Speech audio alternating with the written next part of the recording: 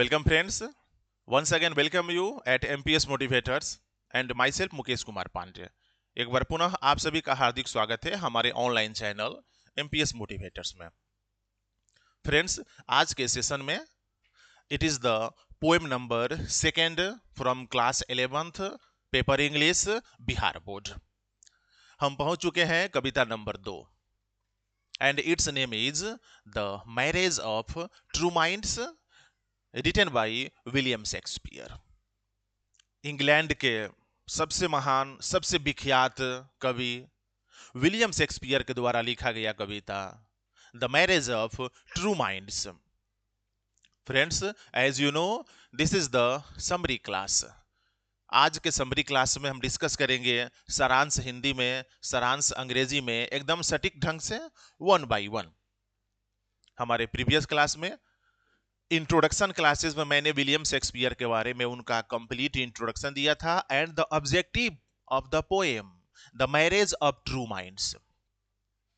इस शीर्षक का क्या ऑब्जेक्टिव था उसके बारे में भी मैंने आप लोगों को क्लियर बताया था। एंड आज के सेशन में हम डिस्कस करेंगे the complete summary. Friends, and this is the rainbow part 1 of class 11th English paper. चलते हैं कविता पर, चलते हैं। The marriage of true minds written by William Shakespeare. William Shakespeare 1564 में इंग्लैंड में जन्म हुआ था। 1616 में इनकी मृत्यु हो गई थी। बहुत ज्यादा हायर डिग्री इनको नहीं मिली थी एंड हायर एजुकेशन ये प्राप्त नहीं किए थे। डिस्पाइट फिर भी एक बहुत विख्यात एंड बहुत प्रसिद्ध कवि बने अंग्रेजी साहित्य के पूरे विश्व के, इस धरती के। एंड ये जो कविता है the marriage of true minds एक सोनेट है। This was written in 14 lines, 14 lines में लिखा गया है, 14 वाक्यों में लिखा गया है। एंड कोई भी कविता जो किसी कवि के द्वारा 14 लाइन यानी 14 पंक्तियों में लिखी जाती है उसको सोनेट कहा जाता है अंग्रेजी में। एंड यह भी एक सोनेट है क्योंकि विलियम शेक्सपियर के द्वारा टोटल 154 सोनेट्स को लिखा गया है। एंड यह जो सोनेट है यह 154 में से एक इंपॉर्टेंट सोनेट है।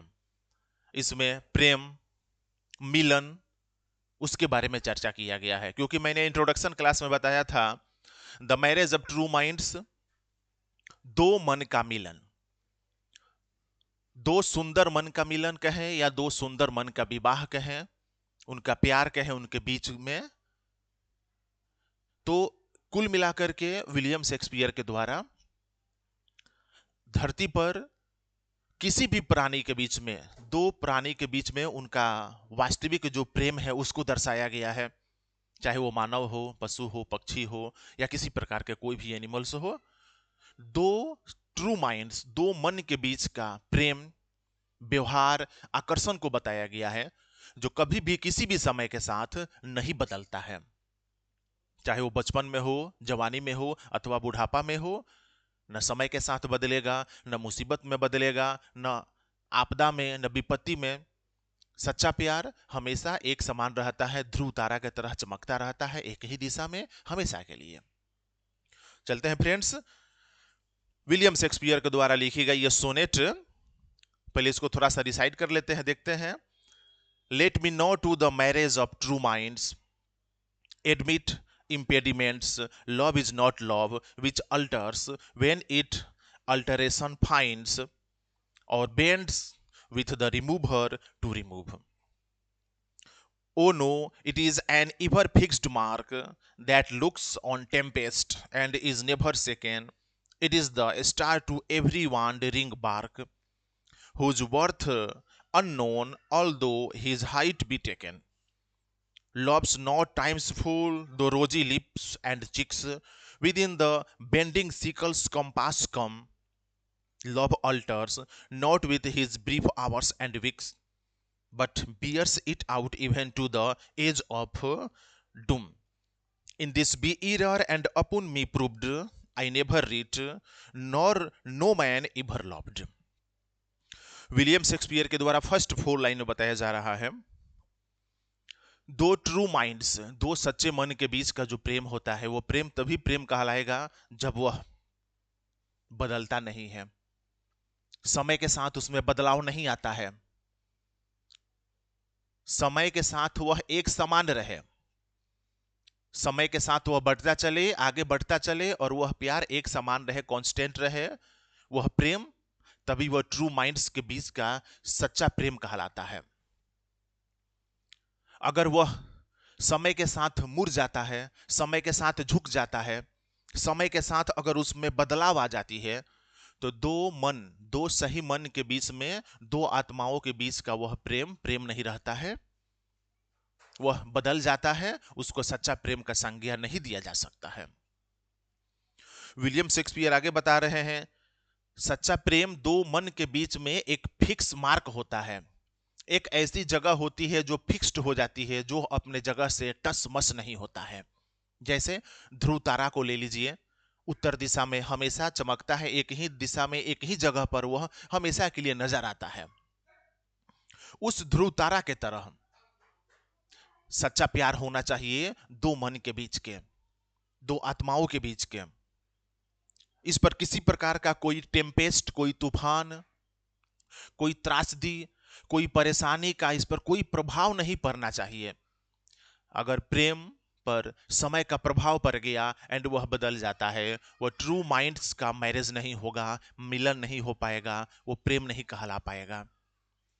विलियम शेक्सपियर आगे बता रहे हैं, शरीर के बनावट के देख करके, शरीर के जो बनावट होते हैं, जैसे हमारे गाल हो गए, हमारे होठ हो गए, हमारा चेहरा हो गया, इसको देख करके अगर प्यार समय के अनुसार बदलते जाता है, वो ट्रू माइंड्स का लव नहीं है, वो ट्रू माइंड्स के बीच में वह प्रेम नहीं कहला पाएगा, क्योंकि वह समय के साथ अगर बदल रहा है तो इसका इंपॉर्टेंस इस धरती पर नहीं कहा जा सकता है। इंपॉर्टेंस तभी होगा जब वो हमेशा एक समान रहे।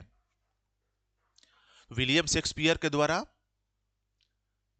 कंप्लीटली एक सच्चा प्यार के बारे में जिक्र किया गया है, जो दो मन, दो दिलों के बीच में पाया जाता है, वो चाहे मनुष्य हो, वो चाहे पशु पक्षी हो, या किसी प्रकार के दो जानवर हो, जिनको नेचर के द्वारा गिफ्ट किया गया है ट्रू लव, दो ट्रू माइंड्स के लिए। तो वो ट्रू लव जो होता है वही वास्तविक प्रेम होता है, जो दो प्रेमियों के बीच में पाया जाता है।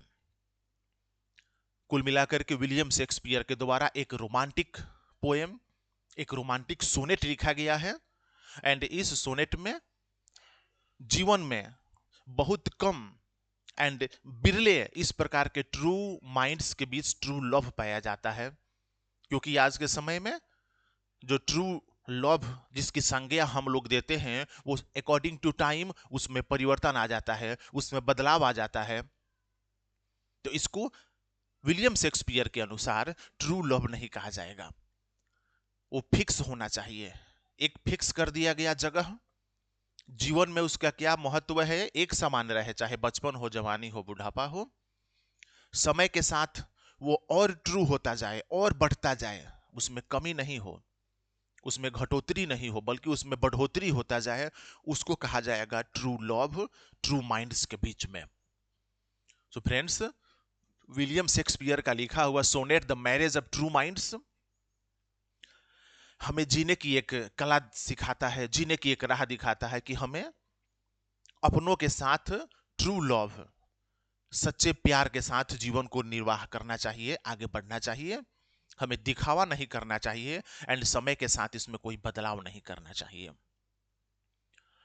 तो आज के poem number 2 class 11 English paper का ये सारांश हिंदी में रहा। आगे बढ़ते हैं सारांश अंग्रेजी में। Friends, the marriage of true minds, it was composed by William Shakespeare. William Shakespeare was born in the year of 1564 in England, and he became a noted and an eminent author of English literature. He has written this sonnet, and through the lines of this sonnet, he has expressed about the love that was gifted by nature. He has described about true loves for true minds. He says that there is a big importance of true love for animals, for humans, and for all types of creatures.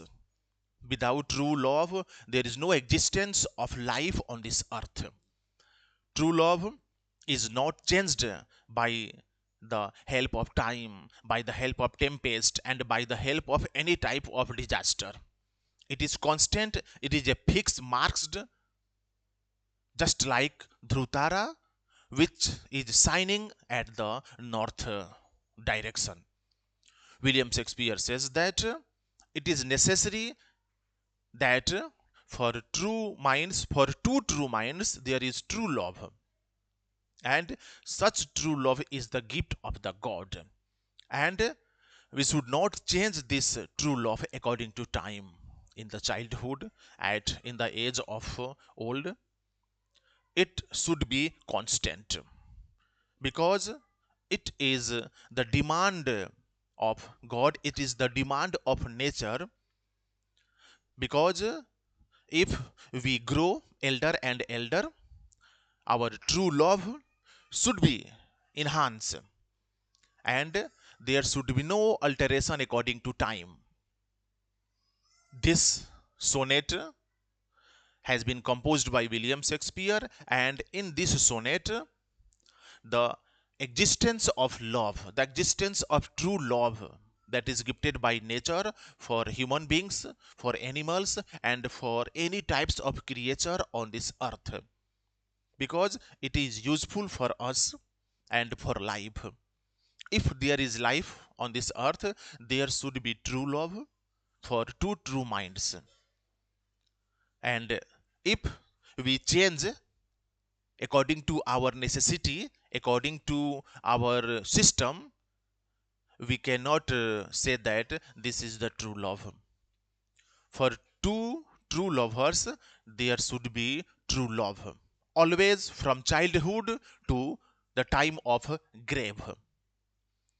So, friends, this is an important and very beautiful sonnet written by William Shakespeare, and this sonnet gives us a lesson that we should follow true love in our life for our family members and for everyone. If there is no true love, there is no existence of a good family and there is no existence of development. So, overall, true love is necessary for every type of creature, for the development, for the existence of the people, for the existence of the life on this earth. So, really, this is a very fantastic and good poem, and this is a remarkable poem written by William Shakespeare. So, friends, आज के session में the marriage of true minds का हिंदी में सारांश, अंग्रेजी में सारांश, एकदम सटीक भाषा में। उम्मीद करते हैं कि आप हमारे वीडियो को देखेंगे, स्पेशली क्लास 11th के उन सभी स्टूडेंट्स के लिए जो हमारे वीडियो को देखेंगे लाभान्वित होंगे। घर बैठे अपनी परीक्षा की तैयारी, अपने कोर्स की तैयारी, अपने सिलेबस की तैयारी एकदम स्ट्रॉन्ग मेथड के साथ करेंगे, एमपीएस मोटिवेटर्स के साथ। आप हमारे चैनल एमपीएस मोटिवेटर्स को सब्सक्राइब करें, घर बैठे वीडियो देखें, लाइक करें, वीडियो शेयर करें, पॉजिटिव कमेंट्स करें। मिलते हैं नेक्स्ट सेशन में for the poem number 3, third number poem के साथ for class 11th English paper के लिए। आप देखते रहे हमारे channel MPS motivators. Till then, thank you very much.